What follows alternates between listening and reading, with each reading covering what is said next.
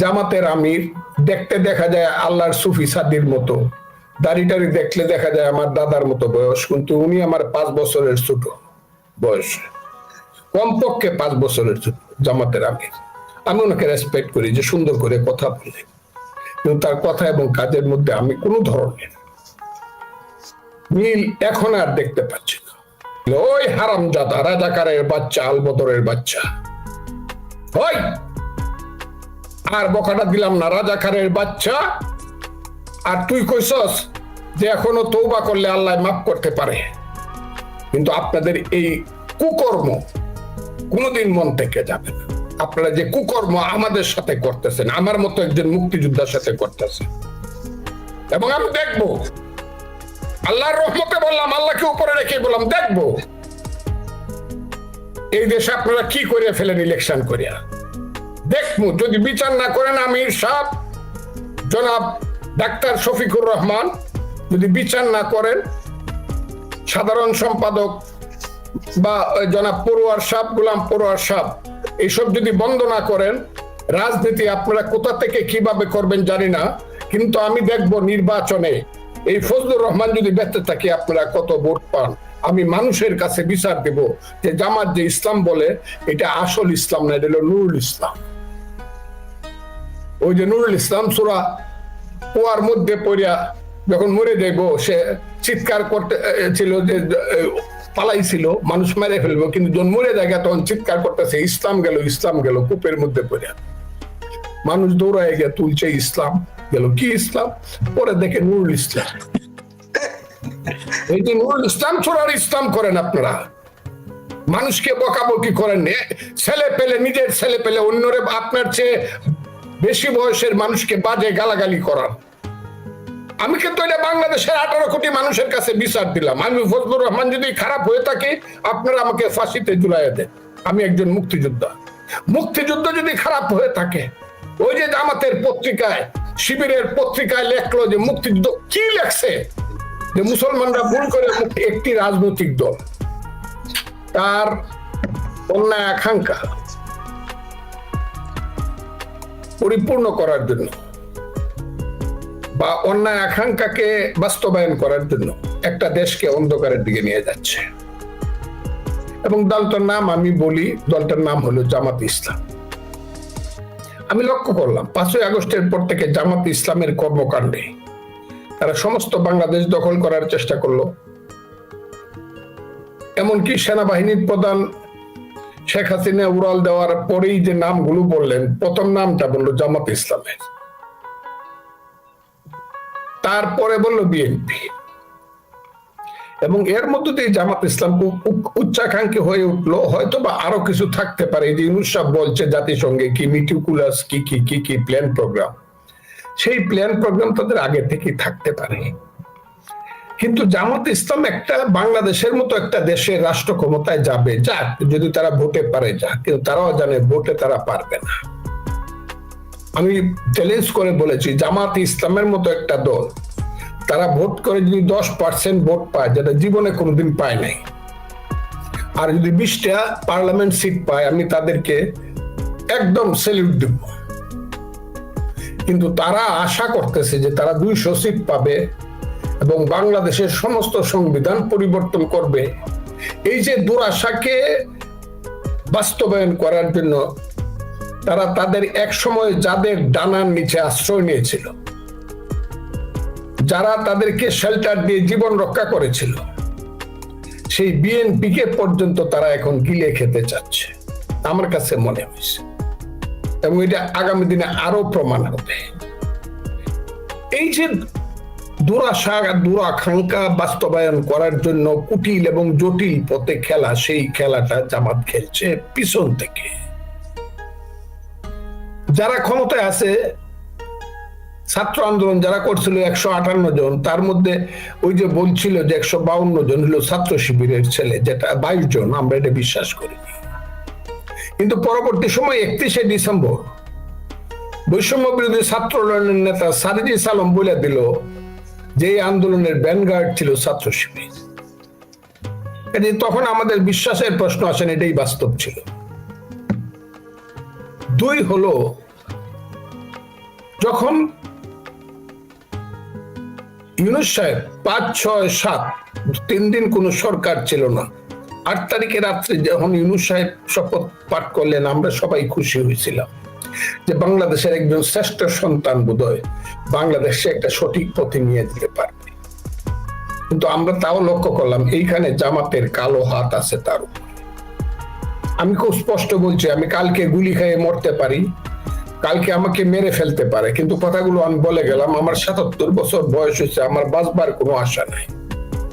কারণ যে গালিগুলো মিথ্যাভাবে আমি শুনলাম, গত কয়েকদিন আমাকে বলা হইলো আমি মুরতাদ, আমি দুজকে যাব, আমাকে বলা নাম বিকৃত করে, আমার নাম বিকৃত করার মতো দুঃসাহস এই বাংলাদেশে কারো নাই। সাদা দুধে ময়লা আছে, কিন্তু ফজলুর রহমানের রাজনৈতিক জীবনে কোনো ময়লা নাই। একটাই ময়লা আছে, আমি রাজনৈতিক দল পরিবর্তন করছি। এইটা মহাত্মা গান্ধীর থেকে, সুভাষ বসুর থেকে দইরা ছেড়ে বাংলা একে ফজলুল হক, সোহরাওয়ার্দী, বঙ্গবন্ধু শেখ মুজিবুর রহমান, মৌলানা ভাসানী এই ভারতবর্ষে সবাই করছে। আমি একটা দল পরি, কিন্তু আমি কোন সময়ই আমি আমার যে আদর্শ, মুক্তিযুদ্ধের আদর্শ থেকে আমি বিচ্যুত হইনি। আমি আজকে খুব ক্লিয়ার করে বলতে চাই, তারা যে গালাগালিটা আমারে করছে, কেন করছে তারা আমি বলছিলাম নিশ্চয়ই এই দেশে ওয়াজ মাহফিল হবে, মিলাদ হবে। আমি নিজে আমার বাড়িতে কোনো দুর্যোগ হইলেই প্রথমেই মিলাদ পড়াই। আমি বছরের পর বছর আমি গিয়ে ওয়াজ মাহফিলে বসে রয়েছি গ্রামে গঞ্জে। তখন ওয়াজ মাহফিলের মধ্যে রাজনীতি ছিল না, আল্লাহ রসুলের নাম ছিল, কোরআন হাদিসের ব্যাখ্যা ছিল। আজকের ওয়াজ মাহফিল গুলো সবটাই হলো রাজনৈতিক জনসভার মতো। আমি বলছিলাম সন্ধ্যার থেকে ধরে ভোর 4টা পর্যন্ত এই যে মাইক লাগায় আপনারা রাজনৈতিক ওয়াজ করেন। এখানে তো বৃদ্ধ মানুষ থাকতে পারে, মৃত্যু পথযাত্রী মানুষ থাকতে পারে, স্কুল কলেজ বিশ্ববিদ্যালয়ের পরীক্ষার্থী থাকতে পারে। এই ব্যাপারটাকে আপনারা একটু বিবেচনা করতে পারেন নাই? আর আপনারা যে যদি শীতকালে সারা রাত ওয়াজ করতে পারেন, তাইলে এই দেশে 100 বছর যাবত তো শীতকালে যাত্রা গান হইতো। এখন যাত্রা গান হইলে আপনারা ডিলান কেন গিয়া, কেন বন্ধ করে, কেন পারমিশন দেন না? নাটক হবে, গান হবে, লালনের গান হবে, বাউল গান হবে, শাহ আব্দুল করিমের গান হবে, হাসন রাজার গান হবে, রাধা রমনের গান হবে, বাওয়াইয়া হবে, আব্বাস উদ্দিনের বাওয়াইয়া হবে, সেগুলা হইতে দেন না কেন? ওই কালকেও দেখলাম একটা জেলা হেডকোয়ার্টারে মেয়েরা ফুটবল খেলতেছিল, এই মুল্লারা গিয়া লাঠি সুটা নিয়ে সব বন্ধ করে, নাটক বন্ধ করে দেয়। এখানে মামুনুর রশিদের নাটক করা যাবে না, অমুক কথা বলা যাবে না বলে উপর থেকে আর ঢিলায় শিল্পকলার উপরে। আপনারা করতে পারবেন, একটা নাটক হইতে পারবে না, একটা যাত্রা গান হইতে পারবে না, হিন্দুদের পূজা হইতে পারবে না, তাদের সংকীর্তন হইতে পারবে না কেন? কারণ এটি তো বাঙালি জাতির হাজার বছরের সম্মিলিত সংস্কৃতি। শত ফুল না ফুটলে যেমন একটা বাগান হয় না, ঠিক তেমনি শত ধর্মের লোক, শত মতের লোক, শত চিন্তার লোক না থাকলে একটা দেশ হয় না। কিন্তু আপনারা তো খালি এই দেশটাকে নিয়ে যাইতে চাইতেছেন কোথায়? আপনাদের মতো একটা ধর্মীয় রাজনীতি, আর আমি বলি এটাকে সাম্প্রদায়িক রাজনীতির দিকে দেশটাকে নিয়ে যাচ্ছে। আপনারা বলতেছেন আপনারা মুক্তিযুদ্ধ মানেন না। জামাতের আমির দেখতে দেখা যায় আল্লাহর সুফি সাদির মতো, দাড়িটারি দেখলে দেখা যায় আমার দাদার মতো বয়স, কিন্তু উনি আমার 5 বছরের ছোট বয়স, কমপক্ষে 5 বছরের ছোট জামাতের আমির। আমি ওনাকে রেসপেক্ট করি যে সুন্দর করে কথা বলে, কিন্তু তার কথা এবং কাজের মধ্যে আমি কোনো ধরনের মিল এখন আর দেখতে পাচ্ছি না। এই যে বকাবকি করে আমাদেরকে সমস্ত জায়গাতে, এই যে ইউটিউবে ছেলেগুলা, এক দাড়ি মার্কা ছেলে কালো কোট পরিয়া সাদা পাঞ্জাবির উপরে বক্তৃতা করলে যেমন মনে হয় আওয়ামী লীগ করে, এই ধরনের দাড়ি মার্কা ছেলেগুলার দেখলে আমি সিনিয়ররা শিবির করে। এদের একটা চিহ্ন আছে, করুক, একটা চিহ্ন রাখে। সেই শিবিরের ছেলেরা এরা নাকি আবার ইসলাম, আল্লাহর মহান ধর্ম ইসলাম, আল্লাহর শ্রেষ্ঠ ধর্ম, শান্তির ধর্ম ইসলাম, যেভাবে গালাগালি করে মিথ্যা কথা বলে এই ছেলেগুলা। আল্লাহ তুমি এই দেশটাকে রক্ষা করো, আমি খালি কই আল্লাহ তুমি এই দেশটাকে রক্ষা করো। সেই দেশটা এখন ধ্বংস হয়ে যাচ্ছে। আমি আজকে কথা বলবো যে শিবিরের যে ছেলেটা তাদের পত্রিকা ছাত্র কথায় লেখলো যে মুসলমান ছাত্ররা ভুলে ভুলে মুক্তিযুদ্ধে গেছিল। ওই হারামজাদা রাজাকারের বাচ্চা, আলবদরের বাচ্চা, ওই আর বকাটা দিলাম না, রাজাকারের বাচ্চা। আর তুই কইছস যে এখনো তওবা করলে আল্লাহ মাফ করতে পারে। এটা লেখছে শিবিরের পত্রিকায়। আমি তওবা করতে হবে মুক্তিযুদ্ধে গেছিলাম বইলা?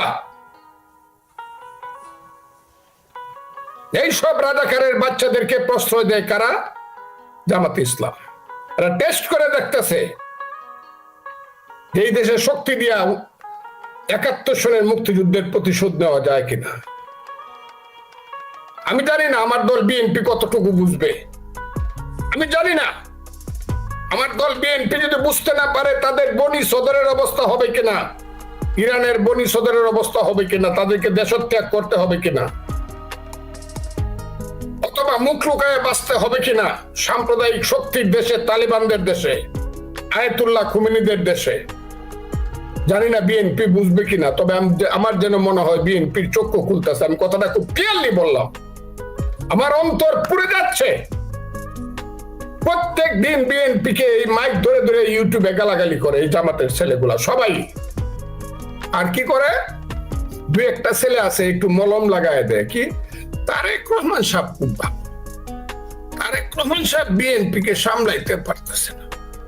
আর বিএনপি সব খারাপ। মির্জা ফখরুল ইসলাম আলমগীর খারাপ, মেজর হাফিজ বীর বিক্রম খারাপ, বিএনপির সমস্ত মুক্তিযোদ্ধারা খারাপ, রিজভী খারাপ, দুদু খারাপ, সব মুক্তিযুদ্ধের পক্ষের জয়নাল আবদিন খারাপ, মির্জা আব্বাস খারাপ, ফজলুর রহমান তো দুজকেই চলে যাবে। শুধু ভালো হইল কে? ভালো হইল তারেক রহমান, উনি সবকে সামলাইতে পারতেছে না। মুনাফেকের বাচ্চারা, তারা হইলো মুনাফেকের বাচ্চা।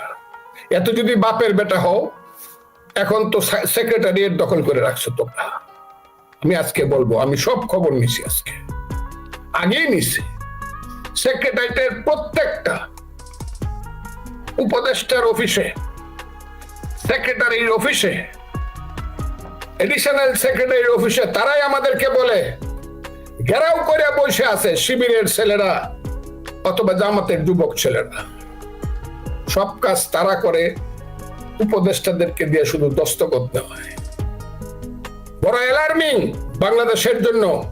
আমি এখন এই মুহূর্তে দাবি করছি একজন মুক্তিযোদ্ধা হিসাবে, আমি দেশের একজন দেশপ্রেমিক সিনিয়র আইনজীবী হিসাবে আমি দাওয়াত করছি। আমি বিএনপির শহীদ জিয়া খালেদা জিয়ার একজন কর্মী হিসাবে আজকে দাবি করছি, সচিবালয়ে যারা জামাত শিবিরের ছদ্মবেশী কর্মী আছে, যারা কলমে সমস্ত মন্ত্রণালয় চালাচ্ছে, তাদেরকে ওখান থেকে বের করে দেওয়া। তা নাহলে সচিবালয়টা পর্যন্ত এখন জামাতের গ্রাম হয়ে গেছে। আমি এই কথাগুলা বলতে বাধ্য হইতেছি। এত বড় অপরাধ তারা দেশের উপরে করছে। তারা কি বিপ্লব, জামাত বিপ্লব করছে? হ্যাঁ, সার্জিস আলমের মতো একটা ছেলে বলছে ব্যানগার্ড ছিল তারা। 158 জনের মধ্যে 122 জন ছিল তারা নাকি কি সমন্বয়। একটা সময় আসবে দুইটা শব্দ সবচেয়ে ঘৃণিত হবে এই দেশে, এক সমন্বয়, দুই সংস্কার। দুইটা ঘৃণিত শব্দ হিসাবে বাংলাদেশের মানুষের কাছে ট্রিট হবে। আমি আজকে খুব ক্লিয়ারলি বলি, সেই সংস্কারের কথা বলে বলে সংস্কার অনন্তকাল তারা ক্ষমতায় থাকতে চায়। আমি জানি না ইউনূস সাহেব কি করেন, তাকে আমি মাথার উপরে রেখে এই কথাটা বলতে চাই, এখনো রাখতে চাই মাথার উপরে। এখনো আমি বিশ্বাস করতে চাই যে ইউনূস সাহেব এইসব ব্যাপারের সঙ্গে যুক্ত না, অধ্যাপক মোহাম্মদ। কিন্তু তার কি বললেন, কি আপনার নাম নাইসান মোল্লের বিয়ে, ইয়া দেখি প্রেস সচিব।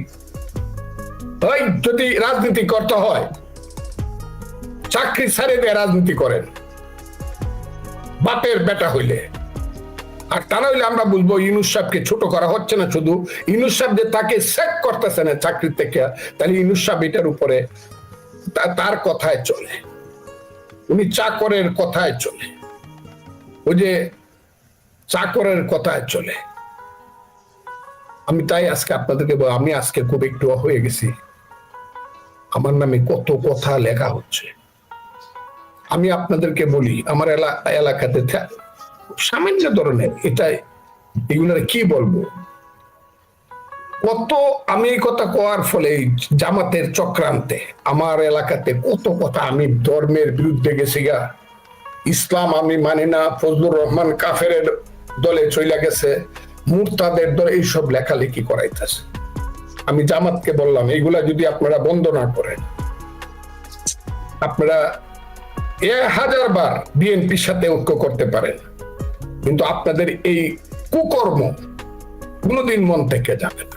আপনারা যে কুকর্ম আমাদের সাথে করতেছেন, আমার মতো একজন মুক্তিযোদ্ধার সাথে করতেছেন, এবং আমি দেখবো, আল্লাহর রহমতে বললাম, আল্লাহকে উপরে রেখে বললাম দেখবো এই দেশে আপনারা কি করে ফেলেন ইলেকশন করিয়া। দেখবো যদি বিচার না করেন, আমির সাহেব জনাব ডাক্তার শফিকুর রহমান যদি বিচার না করেন, সাধারণ সম্পাদক বা জনাব পড়ুয়ার সাহেব, গোলাম পড়ুয়ার সাহেব, এইসব যদি বন্ধ না করেন, রাজনীতি আপনারা কোথা থেকে কিভাবে করবেন জানি না, কিন্তু আমি দেখবো নির্বাচনে এই ফজলুর রহমান যদি বেঁচে থাকে আপনারা কত ভোট পান। আমি মানুষের কাছে বিচার দেব যে জামাত যে ইসলাম বলে এটা আসল ইসলাম না, এটা হলো নুরুল ইসলাম। ওই যে নুরুল ইসলাম সূরা কুয়ার মধ্যে পড়িয়া যখন মরে যাইব, সে চিৎকার করতে ছিল যে পালাইছিল, মানুষ মেরে ফেলবো, কিন্তু যখন মরে জায়গা তখন চিৎকার করতেছে ইসলাম গেল, ইসলাম গেল, কূপের মধ্যে পড়িয়া মানুষ দৌড়ায় গিয়ে তুলছে ইসলাম গেল, কি ইসলাম? পরে দেখে নুরুল ইসলাম। এই যে নুরুল ইসলাম ছোড়ার ইসলাম করেন আপনারা, মানুষকে বকাবকি করেন, ছেলে পেলে, নিজের ছেলে পেলে অন্যরে আপনার চেয়ে বেশি বয়সের মানুষকে বাজে গালাগালি করান। আমি কিন্তু এটা বাংলাদেশের 18 কোটি মানুষের কাছে বিচার দিলাম। আমি ফজলুর রহমান যদি খারাপ হয়ে থাকে, আপনারা আমাকে ফাঁসিতে ঝুলাইয়া দেন, আমি একজন মুক্তিযোদ্ধা। মুক্তিযুদ্ধ যদি খারাপ হয়ে থাকে, ওই যে জামাতের পত্রিকায়, শিবিরের পত্রিকায় লেখলো যে মুক্তিযুদ্ধ, কি লেখছে যে মুসলমানরা ভুল করে সব দখল করে ফেলছে। এখন একটা জেলায় একটা স্বাস্থ্যকর্মীর চাকরি দিলেও গিয়ে দেখা যাবে 100 কর্মীর চাকরি দিলে 60 জন জামাতের রিকমেন্ডেশনে দেয়। ওই যে জেলার নেতা আছে জামাতে, তার রিকমেন্ডেশনে দেয়। সমস্ত স্থানীয় যে ইনস্টিটিউশন গুলো আছে, high school, primary school, college থেকে ধরে ইউনিভার্সিটি, সমস্ত জায়গাতে তারা এটা করে।